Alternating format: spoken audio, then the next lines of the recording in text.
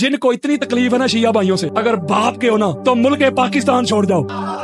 ओए होए मौलवी जी, ये मुल्क पाकिस्तान तेरे प्यो ने नहीं बनाया। जब मुल्क पाकिस्तान बनाना था तो लीडर एक शिया था। रोजे की हालत में बैठा हूँ, हजारों लोग जिन्होंने मुझे कॉल की है, कट्टर सुन्नी देवबंद, उन्होंने कहा वल्लाह बिल्लाह तल्ला अलामा साहब हमने आपका लेक्चर सुन के अपने घरों पे इल्म लगाए।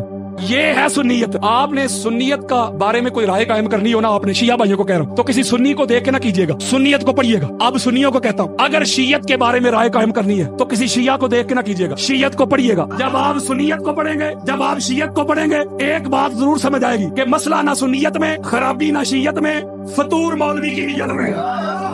जो आपको लख्त करता है या जो आपको टुकड़े टुकड़े करता है, जो इस्लाम के दो अजीब बाजू है शिया और सुन्नी, इनको दस्तों गिरेबान करना चाहता है, वो आपको लड़वाना चाहता है। मैं उनको पैगाम देना चाहता हूँ, ऐसे लोग जो भाई को भाई से लड़वाते हैं, जो शिया सुन्नी फसादात करवाना चाहते हैं, ऐसे लोग कुरान के भी मुनकर, रसूल के भी मुनकर, अहले बैत के भी मुनकर, सहाबा के भी मुनकर, पाकिस्तान के दुश्मन। मैं पाकिस्तान के अदारों को, पाकिस्तान की अदलिया को, पाकिस्तान की हुकूमत को ये मैसेज देना चाहता हूँ, हुसैनी तौर पर हुसैनी उसे कहते हैं जो अपना सीना आगे करता है, हाथ भी हुसैनी का, सीना भी हुसैनी का। हुसैनी तो होता ही परम है, हम तो बड़े परम है, हम तो अहले बैत की मोहब्बत को उजागर करने वाले हैं, हम तो अहले बैत की मोहब्बत को कन्वे करने वाले हैं, डिलीवर करने वाले हैं। पहचानो कौन है कुरान का दुश्मन, पहचानो कौन है रसूल का दुश्मन, पहचानो कौन है अहले बैत का दुश्मन, कौन है मुल्क पाकिस्तान का दुश्मन। मैं एक बात, जो लोग नफरत का सौदा बेशिया के जनाजे में निकाह टूट जाएगा, शरिया के पास जाके उनके गांव में शरीक नहीं होती, हाथ से खाना नहीं खाना, ये हो जाएगा वो हो जाएगा, अगर मगर इफ बट। मैं एक जुमला कहता हूँ, जिनको इतनी तकलीफ है ना शिया भाइयों से, अगर बाप के हो ना तो मुल्क पाकिस्तान छोड़ जाओ। ओए होए मौलवी जी, ये मुल्क पाकिस्तान तेरे प्यो ने नहीं बनाया। जब मुल्क पाकिस्तान बनाना था तो लीडर एक शिया था। ओए होए बोलो यार, लीडर शिया, एक शिया लीडर के अंडर, इसकी मैयत में, संगत में, रफाकत में, इसके पीछे अहले सुन्नत भी आए, देवबंद भी आए, आलदीस भी आए, बड़े बड़े पीर भी आए। एक शिया को कायद मान के, लीडर मान के सारे पीछे खड़े हुए, जमा हुए, इत्तेहाद हुआ, इत्तेफाक हुआ, यानी इनफरादियत से निकल के इज्तिमाइयत में आके जम हो गए, मैं छोड़ के हम हो गए। जब सारे मिल गए, जमा हो गए, एक को लीडर मान लिया, कायद मान लिया, तो फिर क्या हुआ? अल्लाह ने 14 की बरकत से, 14 के सदर से, 14 के करम से, 14 के फैज से, 14 अगस्त को पाकिस्तान बना दिया।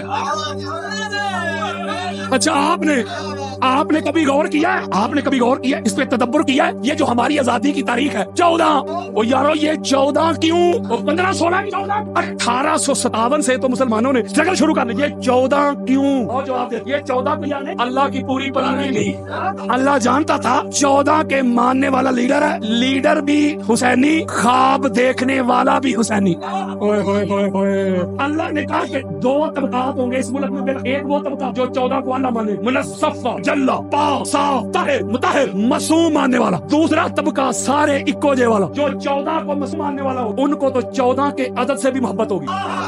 वो तो लाखों रुपया खर्च कर देंगे कि गाड़ी का नंबर 14 मिल जाए। वो तो हजारों रुपया खर्च करेंगे कि मोबाइल नंबर में 5, 12, 14, 72 आ जाए। 14 के मानने वाले को 14 के अदल से भी मोहब्बत। लेकिन मुनकरों पे ऐसा केटू पहाड़ गिराया अल्लाह ने, ऐसा इलाज किया, मुनकर भी कहेंगे तो यार कल 14 है, परसों 14 है, बच्चों को पैसे देंगे, नया लिबास सिलवाएंगे। उनको गाजी अब्बास आलम तो ना, शायद मुझे तकलीफ हो रही है रबानी साहब की, मुझे तकलीफ हो रही है, आलम के बगैर कोई मजलिस न करवाया, आलम ही होना चाहिए। ओए शियाद आलम नहीं दे, इसके ऊपर मैंने पूरी किताब लिखी है, बल्कि मेरा लेक्चर है। मैं रोजे की हालत में बैठा हूँ, हजारों लोग जिन्होंने मुझे कॉल की है, कट्टर सुन्नी देवबंद, उन्होंने कहा वल्लाह बिल्लाह तल्ला अलामा साहब हमने आपका लेक्चर सुन के अपने घरों पे इल्म लगाए।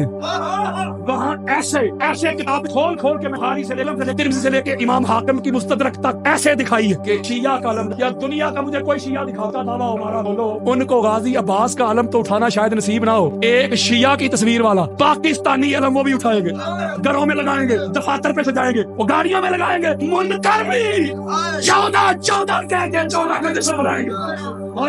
ये है अल्लाह आपको सलामत रखे। बस मैंने वो वक्त ज्यादा लगाना नहीं चाहता। वहाँ मैंने खोल के दिखाया था कि ये इस्लाम اسلام کا علم ہے. یہ علم علی اور علی کی اولاد کو گفٹ میں نہیں ملا, تحفے میں نہیں مل گیا, انہوں نے ہاتھوں پہ بچے قربان کروائے علم کی خاطر. ایک علی علیہ السلام کا شہزادہ بتاؤ جو میدان میں علم چھوڑ کے آیا. ایسے میں دکھاتا ہوں جو علم پھینک کے آئے. علم پھر جس نے قدر کی ہے اسی کے نام منسوب ہوگا نا. اس ملک پاکستان میں بڑے بڑے آئے تھے علم کو اتروانے والے. میرے والد صاحب نے مجھے بتایا, اللہ ان کو جنت میں اعلیٰ مقام عطا کرے, اور ضرور کرے گا. ان کا بیٹا اس گھر کی نوکری کرتا ہے. انہوں نے مجھے بتایا تھا, میں نے اپنی آنکھوں سے دیکھا, ایک لان تھی بہت بڑا طاقتور عامر, کہتے تھے میری آنکھوں سے میں نے دیکھا تھا, علم لگا تھا, کہتے نیچے اتار. وہ جس نے علم اتروایا تھا نا خود اتر گیا, ہواؤں میں اڑ گیا.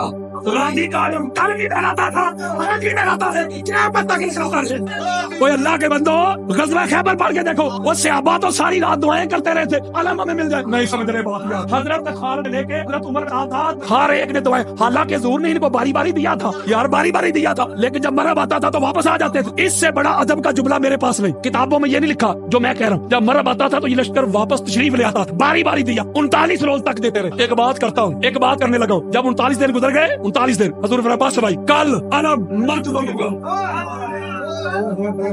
چلو میں بس ختم کرتا ہوں. یہ قبلہ نے بات چھیڑ دیا, میں اسی پہ نا, میں اسی نقطے پہ بات ختم کروں گا. میں نے خطاب نہیں کیا, میں نے سورہ انفال کی آیت نمبر 62 پڑھی تھی. اللہ نے قرآن میں کہا کہ اے نبی میں بھی تیرا مددگار ہوں, کچھ مومن بھی تیرے مددگار ہیں. میں نے اس قرآن اور حدیث سے کھول کھول کے دکھانا تھا کہ نبی کے مددگار کو علی کہتے, نبی کے مددگار کو ابو طالب کہتے, نبی کے مددگار کو خدیجہ الکبریٰ کہتے, نبی کے مددگار کو فاطمہ بتول کہتے, نبی کے مددگار کو حسنین کا ہی کہتے.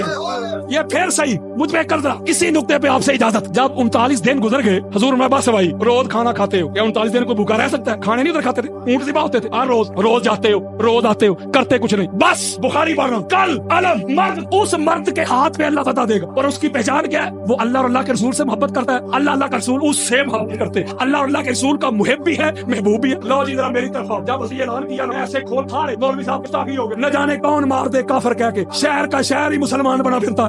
میں گستاخی نہیں کر رہا, حقائق بیان کر رہا ہوں. ان کو پہلے علم ملا تھا کہ وہ کہتے جب اسے ساری رات سوئے, یا اللہ کل علم مجھے مل جائے. حضرت عمر کہتے میری زندگی بھر کی نیکیاں مولا لے لے, کل والا علم مجھے مل جائے. سعد بن وقاص کہتے ساری نیکیاں چلی جائے, کل والا مجھے مل جائے. مولوی جی وہ صحابہ کو علم مانگ رہے ہیں, تو کہتا ہے شیعہ کا.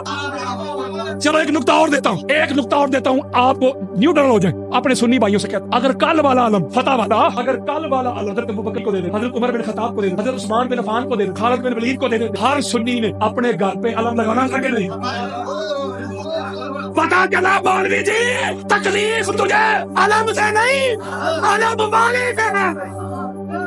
علم ساڈا ہی ہے, اسلام کا ہی ہے, پر شیعہ نے اس کی شکل بدل دی. میں نے کہا کیا ہوا؟ پنجہ لگا دیا. میں نے اسے کہا مفتی جی تو پنجہ نہ لگا, میں کہ میں ذمہ داری لینا. بھائی ایک شیعہ تجھے آ کے یہ نہیں کہے گا کہ پنجہ کیوں نہیں لگا, تو اصلی لگا نا. وہ یارو شیعہ نے بڑھا تو دیا, تو جو اصلی تھا نا اصلی, تو وہ گھر پہ لگا کے شیعہ کو کہہ اے جی اصلی. حضور نے بخاری میں لفظ موجود ہے, مولا علی علیہ السلام کو بلا کے مولا کو علم دیا. حضور نے دیا کہ سلمان نے, حضور نے دیا کہ ابو ذر نے, حضور نے دیا کہ سعد نے, حضور نے. اور بھائی اگر تجھے تکلیف ہے نا علی کو کیوں, علی کا کیوں, علی کا کیوں, تو یہ تیری تکلیف ہے, یہ تیرا مروڑ علم لینے والے میں نہیں, علم دینے والے میں. کل علم مرد کو دوں گا.